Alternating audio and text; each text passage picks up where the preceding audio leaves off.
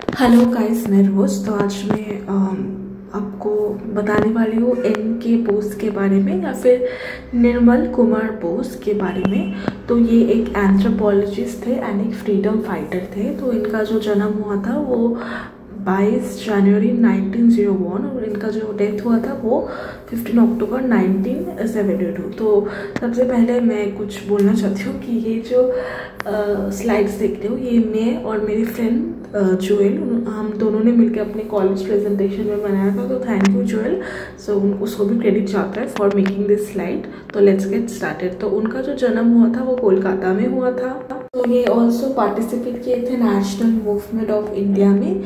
ये बहुत ज़्यादा इन्फ्लुएंस थे महात्मा गांधी से and he was also influence by Malinowski. Okay, तो मैलिनोस्की ने कौन सा अप्रोच दिया है? Functionalist approach. Okay, so he was also a leading sociologist, urbanist, Gandhian and educationalist. तो ये जो मैंने चार टर्म दिया है, sociologist, urbanist and Gandhian and eco educationalist. Okay, तो ये चार टर्म से हम लोग एन.के. बोस को डिफाइन कर सकते हैं।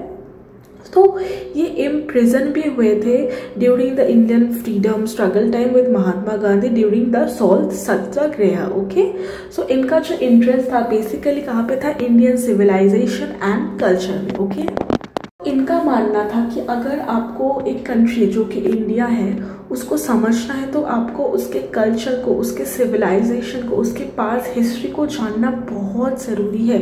नहीं तो आप अभी के टाइम पे जो चीज़ें हो रहा है वो क्यों हो रहा है, किस लिए हो रहा है, वो आप नहीं जान पाओगे। अगर आप किसी कंट्री, इंडिया से मास कंट्री में जहाँ पे आपको डिफरेंट कास्ट क्लास मिलता है तो वो जानने के लिए आपको उसका India past civilization and culture जानना बहुत ज़रूरी है। ओके, तो एन.के. बोस का जो मेथोडोलॉजी था वो था सिविलाइजेशन पर्सपेक्टिव। जैसे मैंने बोला, वो मानते थे कि study of records, caste, tribes, village, unity and diversity सब कुछ जानना बहुत ज़रूरी है। चाहे वो 50 साल पुराना हो, 1000 साल पुराना हो, जानना बहुत ज़रूरी है।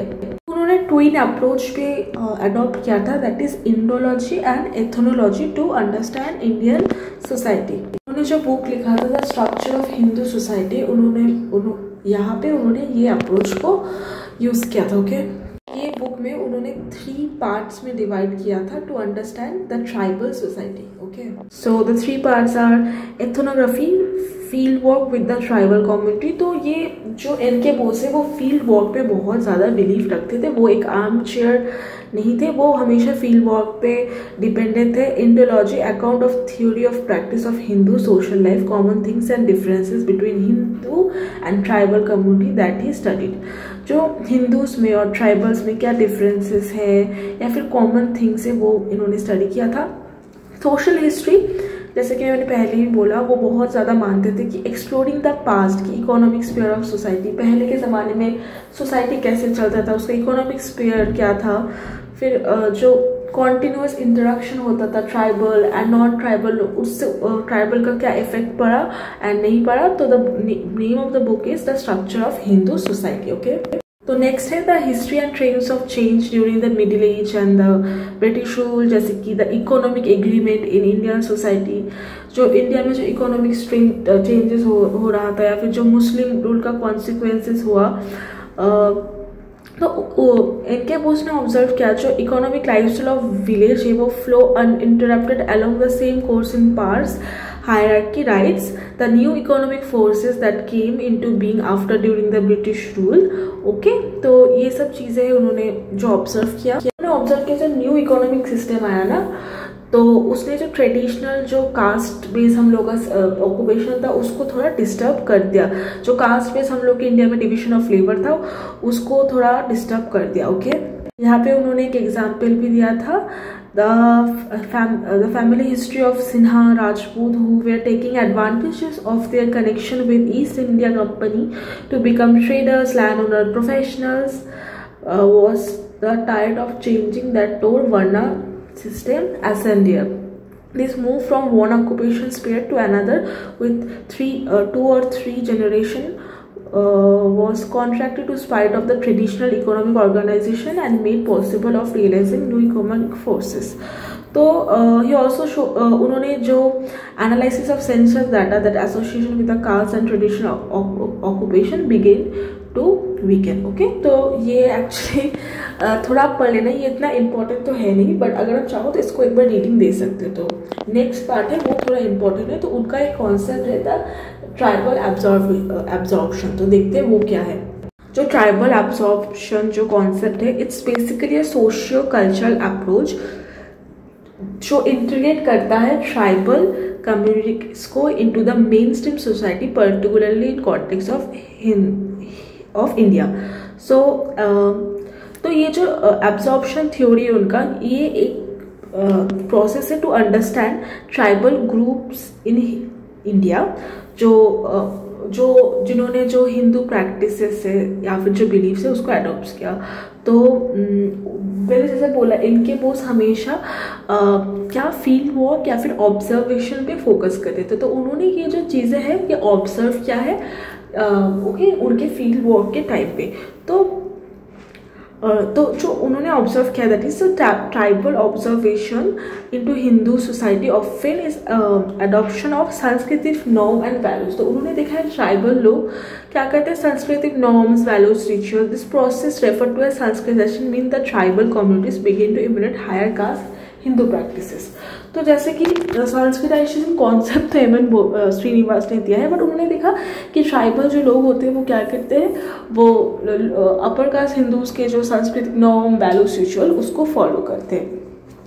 वो बिलीव करते थे the convergence of tribal rituals with Hindu rituals was significant aspect of absorption. Tribes would gradually incorporate Hindu deities, rites and ceremony into their own practices. तो उन्होंने देखा कि जो ट्राइबल लोग हैं वो जो हिंदू डिटीज है उसको पूजा कर रहे हैं। Okay, social mobility play a important role in tribal absorption as tribal groups adopt Hindu norms. They aim to improve their social status by eliminating the high practices. जैसे कि संस्कृत, देखो ये जो हिंदू क्या बोलते हैं एब्जॉर्प्शन है वो थोड़ा संस्कृताइजेशन से ही है। तो बट जैसे कि संस्कृताइजेशन में क्या था, lower caste try to follow the upper caste और the dominating caste of that area, but यहाँ पे जो ट्राइबल्स है वो हिंदू कास्ट को फॉलो करते थे, सिर्फ हिंदू कास्ट को। जैसे कि उनका जो लाइफ स्टाइल है, ड्रेसिंग है, ऑक्यूपेशन है, ये सब फॉलो करके उनको एक समाज में सोशल मोबिलिटी मिल गया। ओके, तो इनके बोस ने ऑब्जर्व किया there was a gradual diffusion of Hindu culture and religious element into tribal communities. Okay, in many cases Bose noted the emergence of syncretic form of religion that combine elements of tribes and Hindu belief, thus allow consequence of traditional tribal practice into new Hindus. Okay, तो उन्होंने देखा कि कैसे कैसे जो mix culture, जो tribal लोगों का जो एक नेचुरल, जो एक नेचर से जुड़ा हुआ या फिर जो एक ट्रेडिशनल वो जो बहुत समय से चल रहा था, वो कैसे इंटरप्ट हो रहा था due to this tribal absorption या from the Hindu society. Okay, so उनका जो आइडियाज था वो जनरली रिवॉल्व होता था along the following principle: cultural and exchange, encouraging cultural exchange between tribal communities and larger society, that include festival, ritual practices, education, providing education and vocating trainings to tribal communities। तो वो बहुत ज़्यादा मानते थे कि tribals communities को population को उनके स्किल्स को एनहांस किया जाए, उनको एम्प्लॉयमेंट दिया जाए। Okay, and for economic development, जिससे कि उनका जो लिविंग स्टैंडर्ड हो या फिर इनकम हो वो चेंज हो। तो हेल्थ केयर एंड वेलफेयर कि वो मानते थे कि जो ट्राइबल कम्युनिटी का जो हेल्थ केयर हो वो facilitate it to health care problem, जिससे कि उनका हेल्थ है जो वो अपलिफ्ट हो। लैंड राइट, तो वो जो इश्यूज है related to land right and land reform to secure tribal communities and access to and ownership of their land. Political representation, facilitating political representation for tribal groups to ensure their voice heard in government. वो ये भी चाहते थे कि जो tribals है उनका जो वॉइस है वो गवर्नमेंट में आए और उनको रिप्रेजेंटेशन मिले। Okay, He was promotion of indigeneity, Bose advocate for the preservation and promoting of indigenous knowledge among tribes community. He recognized the significance of traditional economic lodges and sustainable practices followed by tribes. तो उनका जो documentation था observation के through, उन्होंने वो चाहते थे कि ये जो ट्रेडिशनल नॉलेज है among tribes about their ecological knowledge या फिर सस्टेनेबल प्रैक्टिस उसको प्रिजर्व किया जाए. His work in documenting those practice help the bridge the gap between modern science and traditional wisdom. Okay, तो वो मानते थे कि ट्राइबल्स का जो कल्चर है वो बहुत ही ज़्यादा यूनिक है एंड उसको प्रिजर्व करना बहुत ज़रूरी है. ओके, वो प्रमोट करते थे ट्राइबल आर्ट एंड क्राफ्ट को. Okay, he also studied and promoted tribal art and craft. He believe that those artistic expression they are not only cultural treasure but also a source of livelihood for tribal communities. Okay, तो वो बहुत ही ज़्यादा promote करते थे. Policy advocacy, ये थोड़ा important point है, अगर आप चाहें तो इसको थोड़ा अच्छे से पढ़ना. इनके वॉज नॉट सर्टेन जैसा एकेडमिक रिसर्चर, तो वो सिर्फ एक एकेडमिक रिसर्चर्स नहीं थे.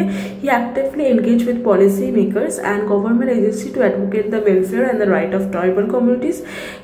His work influence the framing of policies program in and improving socio culture condition of tribes in India.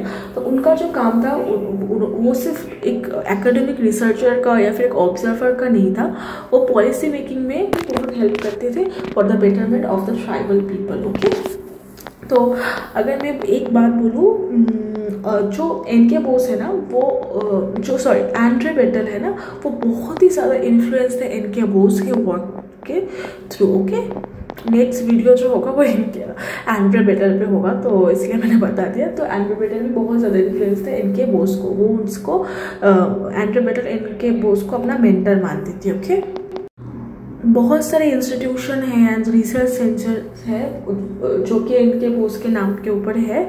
NK. Bose का जो कंट्रीब्यूशन है towards tribal studies, it's incredible. Okay, it's invaluable. His pioneering research, theoretical framework and advocacy efforts have not only enriched our understanding of tribal communities but also has played a pivotal role in shaping policies program for their welfare. Bose's legacy live on and his work remain a cornerstone for those dedicated to the study and upliftment of India's diverse tribal society. So see, this was just a basic video. I did it, हम लोग ज़्यादा detail में नहीं किए. अगर आपको detail में चाहिए तो मुझे बोलना, मैं कोशिश करूँगी बनाने में about what policies he did and all. But this was just a basic introduction video of NK. Bose, जहाँ पे मैंने बस एक ही उनका जो कॉन्सेप्ट है द ट्राइबल एब्जॉर्प्शन उसको कवर किया है. आई होप आपको थोड़ा बहुत हेल्प हुआ होगा. Thank you for watching. Bye guys.